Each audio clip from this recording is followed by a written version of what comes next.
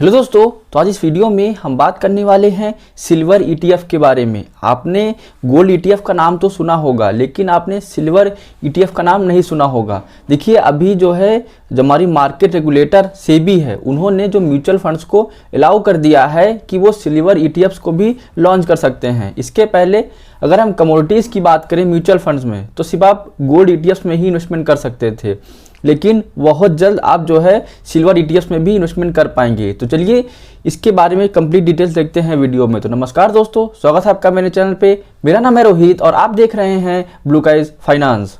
सेबी ने अनाउंस कर दिया है कि जो म्यूचुअल फंड्स हैं वो गोल्ड ईटीएफ्स के साथ साथ अपने सिल्वर ईटीएफ्स को भी लॉन्च कर सकते हैं। और अगर हम सोर्सेस को देखें तो ये पता चलता है कि जो म्यूचुअल फंड्स हैं वो ऑलरेडी इसके लिए तैयार हैं, बस उनको सिर्फ सेबी की जो परमिशन है उसकी ज़रूरत थी। तो अगर हम सिल्वर ईटीएफ और गोल्ड ईटीएफ का कंपैरिजन करते हैं, देखिए समझिए कि क्या है कि पहले कमोडिटीज़ की अगर म्यूचुअल फंड में हम बात करें तो कमोडिटीज़ में सिर्फ गोल्ड ईटीएफ में इन्वेस्टमेंट होता था।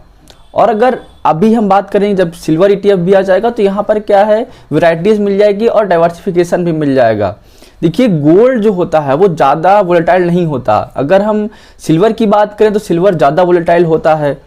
देखिए, जो गोल्ड का प्राइस होता है वो एकदम स्टेडी होता है, मतलब एकदम धीरे धीरे बढ़ता है घटता है। ऐसा इसलिए होता है क्योंकि जो गोल्ड होता है वो दुनिया में जो मेजर इंस्टीट्यूशनल इन्वेस्टर्स हैं, जैसे कि वर्ल्ड बैंक हो गया, जो रिजर्व बैंक्स होती हैं, पूरे वर्ल्ड की मैं बात कर रहा हूँ, तो पूरे वर्ल्ड में जो बड़े बड़े इंस्टीट्यूशन होते हैं, जो पेंशन फंड्स होते हैं या फिर जो गवर्नमेंट होती है अलग अलग कंट्रीज़ की, वो सब जो है गोल्ड को होल्ड करके रखती है। इसीलिए जो गोल्ड का प्राइस होता है बहुत तेज़ी से नहीं बढ़ता, आराम से बढ़ता है या फिर आराम से धीरे धीरे ही गिरता है।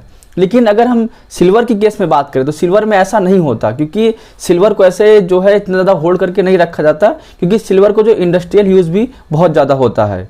देखिए, हमारे पास एक डेटा है, अगर हम रिसेंट टाइम में गोल्ड और सिल्वर का कंपैरिजन करते हैं तो जैसा कि आप चार्ट में देख सकते हैं कि silver has out perform gold in recent recovery. देखिए, हम जनवरी 2020 की बात करें, जब पिछले साल कोविड आया था मार्च में, तो मार्च अगर 2020 की हम बात करते हैं तो वहाँ पर देखिए जो गोल्ड और सिल्वर का प्राइस है ऑलमोस्ट सेम था। सेम मतलब कि गोल्ड का जो प्राइस होता है वो 10 ग्राम का लिया जाता है, जो सिल्वर का प्राइस होता है वो 1 किलोग्राम का लिया जाता है। तो वहाँ पर देखिए अप्रॉक्स 40 से 42 हज़ार के आसपास था दोनों का प्राइस। लेकिन उसके बाद जो है सिल्वर डाउन हुआ, उसके बाद सिल्वर देखिए कितनी तेज़ ऊपर गया, 70,000 के भी ऊपर निकल गया था। लेकिन अगर हम गोल्ड की बात करें तो गोल्ड का प्राइस जो है वो 50,000 के ऊपर या 55,000 के नीचे ही रहा है। देखिए, गोल्ड का प्राइस आपको स्टेडी दिख रहा है, मतलब आराम से एकदम एक धीरे धीरे बढ़ता है, धीरे धीरे घटता है। लेकिन जो सिल्वर होता है वो बहुत ज़्यादा फ्लक्चुएट करता है। यहाँ पर आप जैसे कि इसमें चार्ट में देख सकते हैं। देखिए, जो गोल्ड होता है वो उसका जो प्राइस है वो जो है स्टेबल रहता है। ऐसा इसलिए होता है कि जो वर्ल्ड की जितने भी कंट्रीज़ होती हैं, बड़ी बड़ी कंट्रीज़, उनकी गवर्नमेंट के पास जो है गोल्ड का रिजर्व होता है, हमारे आरबीआई के पास भी रहता है। मतलब जितने भी बड़े बड़े इंस्टीट्यूशनल इन्वेस्टर बोल सकते हैं, दुनिया के सबसे बड़े बड़े इन्वेस्टर्स, वो होल्ड करके रखते हैं। इसीलिए जो गोल्ड का प्राइस होता है वो बहुत ज़्यादा स्टेबल माना जाता है। वो सिल्वर के जैसा नहीं होता कि बहुत ज़्यादा फ्लक्चुएट करता रहता है। अब देखिए, अगर हम सिल्वर की बात करें तो देखिए क्या होता है कि जैसे गोल्ड का प्राइस है वो इंक्रीज कर गया, तो ऐसे में क्या है, फिर सिल्वर का प्राइस बाद में इंक्रीज होता है, क्योंकि अब जो डिमांड जो है वो सिल्वर में शिफ्ट हो जाती है। पहले जब गोल्ड का प्राइस बढ़ जाता है तो ऐसे में जब सिल्वर का प्राइस जो होता है वो कम रहता है तो डिमांड सिल्वर में आ गई। उसी तरह अगर गोल्ड का प्राइस पहले गिरता है तो उसके बाद जो डिमांड जो है फिर से गोल्ड में शिफ्ट हो जाती है, तो फिर सिल्वर का प्राइस भी नीचे आ जाता है। देखिए, मोस्ट ऑफ द केसेस में तो ऐसा ही होता है, लेकिन बहुत ऐसे भी केसेस आते हैं जैसे कि पिछले साल कोविड का पेंडेमिक आया था या फिर कोई ऐसे इकोनॉमिक क्राइसिस आ गया, तो उस केस में कभी कभी ऐसा हो सकता है कि देखिए गोल्ड का प्राइस तो बढ़ेगा, क्योंकि क्या है कि जब इकोनॉमी डाउन होती है या फिर कोई क्राइसिस आता है तो ऐसे में जो लोगों का भरोसा होता है वो इक्विटी मार्केट और दूसरी मार्केट से ज़्यादा वो गोल्ड में भरोसा करते हैं, इसलिए गोल्ड में इन्वेस्टमेंट करना स्टार्ट कर देते हैं और इसीलिए जो गोल्ड का प्राइस होता है वो बहुत ज़्यादा बढ़ने लगता है। लेकिन सिल्वर के साथ ऐसा नहीं है। सिल्वर के साथ ऐसा इसलिए नहीं है, देखिए मोस्ट ऑफ द केसेस में तो सेम होता है, लेकिन मैं कुछ केसेस में बता रहा हूँ। क्योंकि देखिए क्या है कि अगर इंडस्ट्री में जो जो उनकी डिमांड होती है इंडस्ट्री में, तो क्या अगर इंडस्ट्री में काम नहीं होगा तो वहाँ पर जो सिल्वर होते हैं तो उसकी भी डिमांड घट जाएगी। तो ऐसे में क्या हो सकता है कि गोल्ड का प्राइस तो ऊपर जा सकता है, लेकिन जो सिल्वर का प्राइस है वो हो सकता है उतनी तेज़ी से ऊपर ना जाए या फिर हो सकता है डाउन भी हो सकता है। और देखिए, अगर आप ट्रेडिंग पर्पज़ से इसमें इन्वेस्टमेंट करते हैं मतलब कि आप चाहते हैं कि जो शॉर्ट टर्म के लिए इन्वेस्टमेंट करें तो उसके लिए जो सिल्वर है वो ज़्यादा सूटेबल होता है।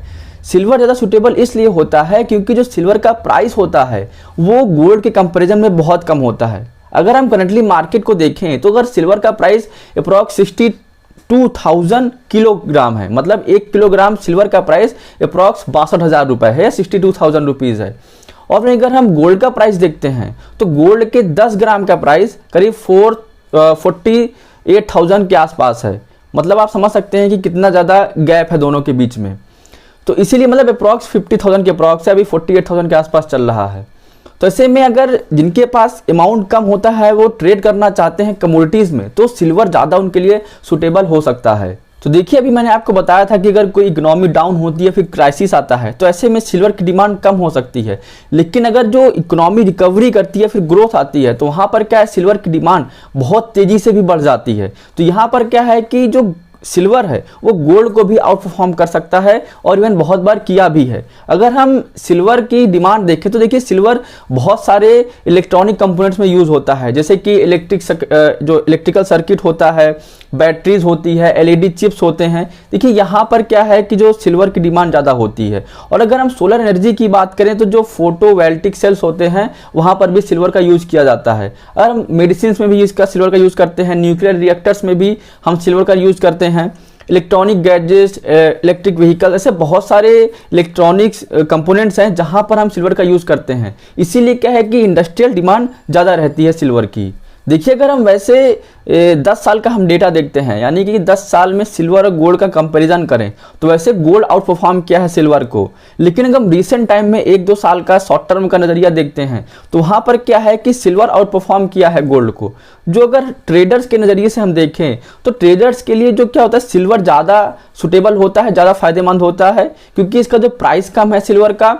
और दूसरी चीज़ क्या है कि यहाँ पर क्या है, फ्लक्चुएशन, वोलेटिलिटी बहुत ज़्यादा होती है, इसलिए ट्रेडर्स जो है सिल्वर को ज़्यादा पसंद करते हैं। देखिए अगर हम सिल्वर में ट्रेडिंग की बात करें तो अभी सिर्फ एमसीएक्स में ही पॉसिबल है। देखिए एमसीएक्स में पॉसिबल है और अगर हम एमसीएक्स में ट्रेडिंग करते भी हैं, जो एमसीएक्स होता है आपका ना, क्या बोलते हैं उसको, मल्टी कमोडिटी एक्सचेंज, तो वहाँ पर आप जो है सिल्वर में ट्रेड कर सकते हैं। देखिए वहाँ पर क्या है कि जो रोल ओवर कॉस्ट होती है, रोल ओवर कॉस्ट का मतलब ये होता है कि जो एक्सपायरी होती है, जैसा कि 3-3 महीने एक्सपायरी होती है। देखिए जो कमोडिटीज़ होती है वहाँ पर 2 से 3 महीने की एक्सपायरी होती है। अब इक्विटीज़ की अगर हम बात करें तो इक्विटीज़ में 1 महीने की भी एक्सपायरी होती है। अगर हम बैंक निफ्टी वगैरह में बात करें तो हफ्ते भर की भी एक्सपायरी होती है। लेकिन जो ये कमोडिटीज़ होते हैं यहाँ पर गोल्ड और सिल्वर की जो एक्सपायरी होती है वो 2 महीने 3 महीने से होता है, कभी कभी 4 महीने की भी एक्सपायरी होती है। तो यहाँ पर जो एक्सपायरी होती है तो जब एक एक्सपायरी की पोजीशन को हम अगले एक्सपायरी में ले जाते हैं, देखिए एग्जांपल के लिए समझते हैं कि इसे आज जो है 3 दिसंबर है, तो आज जो है सिल्वर की भी एक्सपायरी है और गोल्ड की भी एक्सपायरी है। तो देखिए इस सिचुएशन में जो फ्यूचर कॉन्ट्रैक्ट्स होंगे, अगर ये जो एक्सपायरी को रोल ओवर करना है, रोल ओवर का मतलब कि जो इस एक्सपायरी की पोजीशन है इसको दूसरे एक्सपायरी में ले जाना, तो यहाँ पर जो इसको रोल ओवर बोलते हैं। तो देखिए अगर हम एनुअल रोल ओवर जो कॉस्ट होती है वो करीब 8 से 12% के बीच में आती है, क्योंकि यहाँ से अगर आप दूसरी एक्सपायरी में शिफ्ट करेंगे तो आपको जो प्राइस का जो वेरिएशन होता है, जो प्राइस डिफरेंस होता है, तो वो आपको लॉस हो जाता है। तो इसीलिए जो अगर 1 साल तक की अगर हम रोल ओवर कॉस्ट देखें तो 8 से 12% की हो सकती है। देखिए जो करंटली सिल्वर में जो ट्रेडिंग करते हैं एमसीएक्स में, तो वहाँ पर क्या है, जो ब्रोकरेज चार्ज होता है वो बहुत ज़्यादा लगता है। तो ऐसे में ये भी माना जा रहा है कि अगर म्यूचुअल फंड के द्वारा जब सिल्वर ETF लॉन्च कर दिया जाएगा तो वहाँ पर क्या है कि जो ट्रेडिंग कॉस्ट होगी, जो ब्रोकरेज चार्ज जिसको आप बोलते हैं, वो कम हो सकता है। देखिए जो सेबी की गाइडलाइन है वहाँ पर ये है कि 1% से ज़्यादा जो ट्रेडिंग चार्ज होगा, मतलब जो ब्रोकरेज चार्ज होगा 1% से ज़्यादा नहीं हो सकता। तो ऐसे में हो सकता है कि जो एमसीएक्स में ट्रेडिंग चार्जेस हैं वो कम हो सकते हैं सिल्वर ETFs में। देखिए मॉर्गन स्टैनली की एक रिसेंट रिपोर्ट आई थी, उन्होंने इसमें ये बोला था कि जो सिल्वर है अगर हम गोल्ड के कंपैरिजन में देखते हैं तो अगर इन्फ्लेशन की बात करें तो जो हेजिंग हो सकती है, पहले क्या गोल्ड में हेजिंग करते हैं अगेंस्ट इन्फ्लेशन, लेकिन मॉर्गन स्टैनली ने ये बोला था कि जो सिल्वर में अब सिल्वर को भी एज अ हेज कर सकते हो अगर इन्फ्लेशन के अगेंस्ट। तो ये देखिए उन्होंने एक रिपोर्ट पेश की है। मॉर्गन स्टैनली का ये मानना है कि हिस्टोरिकली अगर डेटा देखते हैं तो गोल्ड और सिल्वर जो दोनों हैं, ये जब यूएस इन्फ्लेशन क्या बढ़ता है, मतलब जो यूएस इन्फ्लेशन बढ़ता है तो ऐसे में क्या है, गोल्ड और सिल्वर का प्राइस भी बढ़ता है। देखिए गोल्ड और सिल्वर जो होते हैं वो यूएस डॉलर में वैल्यू की जाती है, जो उनकी वैल्यू होती है वो यूएस डॉलर में होती है। तो ऐसे में क्या है कि जब डॉलर गिरता है, जब डॉलर का जो प्राइस होता है वो गिरता है, तो ऐसे में सिल्वर और जो गोल्ड है इन दोनों का प्राइस बढ़ता है। क्यों? क्योंकि जो दूसरी करेंसीज होती हैं वहां से वो लेस एक्सपेंसिव हो जाता है। देखिए मॉर्गन स्टैनली का ये भी मानना है कि अगर इंडस्ट्रियल डिमांड बढ़ती है तो ऐसे में क्या है, जो सिल्वर है वो गोल्ड के कंपैरिजन में ज़्यादा बढ़ेगा अगर यूएस में इन्फ्लेशन बढ़ता है और जो डॉलर है अगर वो कम होता है तो। देखिए ये तो हुई मॉर्गन स्टैनली की रिपोर्ट। अगर हम रियल फैक्ट देखते हैं तो ऐसे में अगर आप एनालिस्ट को देखेंगे, जो कि क्या होता है कि अगर आपकी जो इकोनॉमी है अगर वो रिकवरी नहीं करेगी या फिर ग्रोथ नहीं होगी उसमें, तो ऐसे में क्या है कि जो सिल्वर है वो ज़्यादा आपको रिटर्न अच्छा नहीं दे पाएगा। लेकिन अगर हम हिस्टोरिकली डेटा देखते हैं तो अगर हम इन्फ्लेशन को देखते हैं, जो अगर हेजिंग करते हैं इन्फ्लेशन के अगेंस्ट, तो वहाँ पर क्या है, गोल्ड ज़्यादा काम करता है क्योंकि गोल्ड का जो प्राइस होता है वो ज़्यादा स्टेबल होता है। तो सिल्वर को यहाँ पर ज़्यादा प्रेफर नहीं किया जा सकता। तो देखिए आज इस वीडियो में हमने गोल्ड ETF और सिल्वर ETF को समझने की कोशिश की, वो भी पूरी डिटेल में। तो अगर हम इन शॉर्ट में समझें कि आपको करना क्या है, देखिए अगर आप गोल्ड ETF में जाते हैं तो गोल्ड ETF के लिए आपको लॉन्ग टर्म का नजरिया रखना होगा, और अगर शॉर्ट टर्म के लिए आप जाना चाहते हैं, वैसे सिल्वर में भी आपको लॉन्ग टर्म का नजरिया रखना चाहिए, लेकिन अगर आप शॉर्ट टर्म के लिए थोड़े टाइम के लिए इन्वेस्टमेंट करना चाहते हैं तो आप फिर सिल्वर ETF को चूज कर सकते हैं जब सिल्वर ETF लॉन्च हो जाएगा। तो आई होप आपको ये वीडियो पसंद है। अगर आपको ये वीडियो पसंद आया हो तो आप इस वीडियो को लाइक कर सकते हैं। अगर आपको ऐसे ही म्यूचुअल फंड रिलेटेड वीडियोस चाहिए तो आप मेरे चैनल को सब्सक्राइब कर सकते हैं। तो आज के लिए इतना ही, मिलते हैं अगले वीडियोस में।